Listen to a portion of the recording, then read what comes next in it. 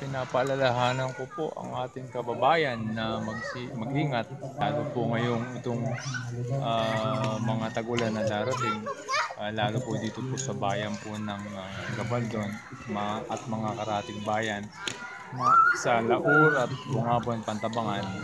Ito pong La Nina po na to ay meron pong pagbuhos ng ulan, so baka po maulit itong pagbaha at pagguho dito sa bayan po ng Gabaldon. So ating pong mga kabarangay sa Barangay Bagting, Kalabasa, Sitio, Bateria at part po dito sa Laur, San Fernando at San Vicente dito po sa Pantabangan, ay mag-ingat po tayo at iwasan po natin yung pong tinatawag natin na isa lang po yung buhay natin. Isa lang po. Yun lang po at mag-ingat po tayo.